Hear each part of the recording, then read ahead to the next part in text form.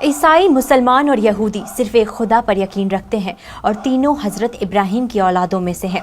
हज़रत इब्राहिम के दो बेटे थे, हज़रत इस्माइल और हज़रत ईसाक। यहूदी हज़रत ईसाक के बेटे हज़रत याकूब की औलादों में से हैं, जिन्हें इज़राइल भी कहा जाता था।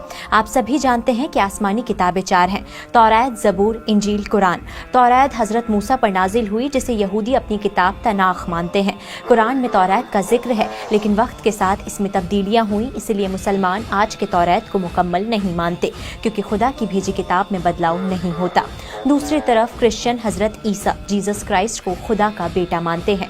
हज़रत ईसा भी हज़रत ईसाक की औलाद से थे, लेकिन ईसाईयत एक ऐसा मजहब है जो हर नस्ल और कौम के लोगों को शामिल करता है। ईसाई हज़रत ईसा पर नाजिल हुई किताब बाइबल को मानते हैं, जिसे मुसलमान इंजील मानते हैं, पर मुकम्मल नहीं। और अब बात करते हैं मुसलमानों की।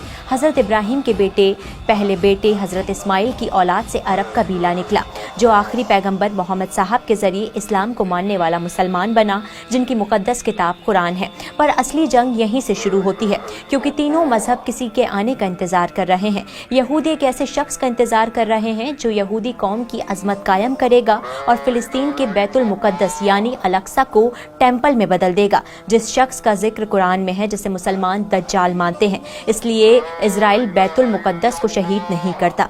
दूसरी तरफ ईसाई यानी क्रिश्चियन हज़रत ईसा के आने का इंतज़ार कर रहे हैं। उनका मानना है कि वो दोबारा यरूशलेम यानी फ़िलिस्तीन में आएंगे, ताकि क़यामत के दिन यानी जजमेंट डे पर गुनाहों का हिसाब लें और खुदा की हुकूमत को मुकम्मल तौर पर कायम करें। तीसरी तरफ मुसलमान भी इंतज़ार कर रहे हैं कि बैतुल मुक़द्दस में हज़रत ईसा आएंगे, पर उनके साथ हज़रत मेहदी का भी ज़हूर होगा और वो दोनों दुनिया में इंसाफ कायम करेंगे और दज्जाल को ख़त्म कर देंगे। इसलिए अभी दुनिया में बहुत से जुल्म होने बाकी हैं।